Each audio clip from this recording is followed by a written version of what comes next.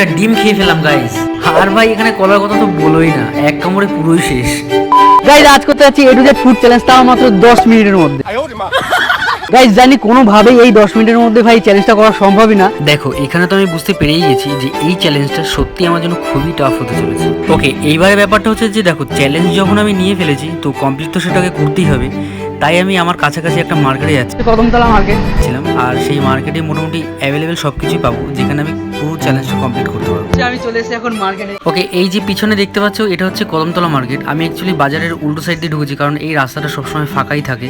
আর পিছনের যে আঙ্কেলকে দেখতে পাচ্ছি, এই আঙ্কেল নিজে থেকে ভিডিওতে আসতে চাইছিল, তাই আঙ্কেলকে এইভাবেই নেওয়া হয়েছে। দেখো বেসিক্যালি আমি কিন্তু এখানে অনেক কিছুই বলেছিলাম, কিন্তু ব্যাপারটা হয়েছে কি আমার ভিডিওতে কোনো সাউন্ডই আসেনি। ওকে, এই চ্যালেঞ্জে কিন্তু দুখানা শর্ত আছে ভাই। আর শর্ত নাম্বার 1 হচ্ছে আমি একটা দোকান থেকে একটাই খাবার পিক করতে পারবো। আর শর্ত নাম্বার 2 হচ্ছে আমি কোনো খাবার ওয়েস্টেজ করতে পারবো না, পুরোটাই খেতে হবে। ভাই আমার হাতে কিন্তু তোমরা এখন স্টপ ওয়াচ দেখতে পাচ্ছ, আর যেমন বলা হয় তেমনই কাজ। জাস্ট মাত্র একটা ক্লিক আর টাইমিং কিন্তু স্টার্ট। গাইস তোমাদের তো বলা হয়নি গুড মর্নিং গাইস এন্ড জয় শ্রীরাম। ভাই ক্লিক আমি কিন্তু এখানে করে দিয়েছি, আর টাইম কিন্তু জাস্ট স্টার্ট হয়েই গেছে। তো চলো এখন আর বেশি দেরি করে বসে থাকলে আর হবে না।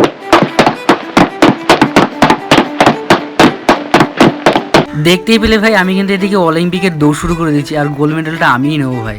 ওকে, প্রথমে কিন্তু আমি দৌড়ে না ভাই একটা র্যান্ডামলি দোকানে ঢুকেছি, আর এখানে অনেক কিছু দেখতেই পাচ্ছ তোমরা। ওকে, যেহেতু আজকে চ্যালেঞ্জটা হচ্ছে A to Z চ্যালেঞ্জ, তাই A ফর কিন্তু অ্যাপেলই আছে সবার ফার্স্ট। আমি জাস্ট বলেছিলাম যে একটা সব থেকে কম দামের একটা আপেল দাও, আর কাকা শুধু দামটা বললো যে কম দামের আপেলের দামটাই হচ্ছে 30 টাকা। দামটা শোনার পর আমি জাস্ট এইটুকুনি ভাবলাম যে একটা আপেলের জন্য যদি 30 টাকা খরচা করি, তাহলে বাকিটা আমি কিভাবে সার্ভাইভ করবো। তারপর আমি ওখান থেকে চলে গেলাম আর একটা দোকানে।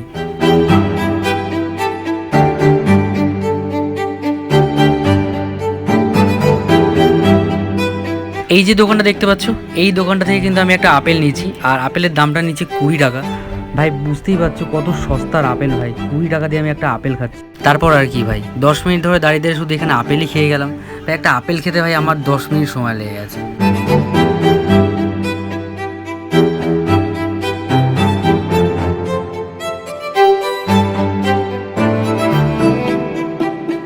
ওকে, আপেল খাওয়া তো শেষ। এইবার ভাই বিফ আর ব্যানানার দিকে আমার চোখটা চলে গেছে। তাই ওকে, এইবার কিন্তু আমি এই দোকান থেকে একটা কলা নিয়ে নিলাম, খুবই সস্তার কলা, দাম মাত্র 8 টাকা নিয়েছে ভাই।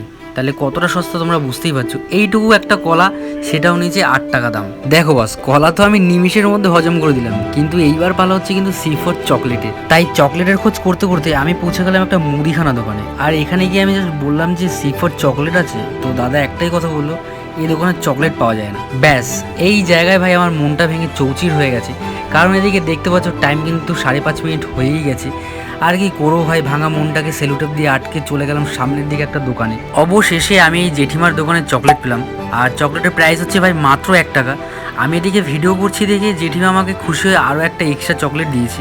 দেখতেই পাচ্ছি ভাই কতটা খুশি, হাসতে চাইছে কিন্তু হাসছে না। দেখো চকলেটের দামটা হতে পারে 1 টাকা, কিন্তু ভাই চকলেটটা সেই টেস্টি ছিল, আর সত্যি খুব দারুণ খেতে ছিল চকলেটটা। C ফর তো চকলেট আমি খেয়েই ফেলেছি, কিন্তু এবার পালা হচ্ছে D ফর।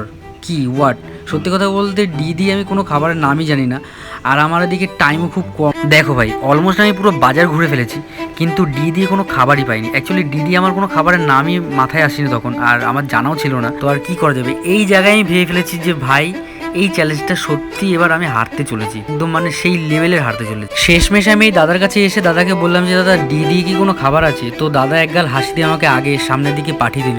ব্যাস তারপরে আমি ভাবলাম যে চলো D দিয়ে খাবারটা আমি কুইট করে দিই। এরপরে হচ্ছে তো নাম থেকে আমার একটাই প্রথম মাথায় আসছিল, আর সেটা হচ্ছে E ফর এগ। ব্যাস যেই কথা সেই কাজ, আমি ভাই ডিম কিনতে চলে গেলাম।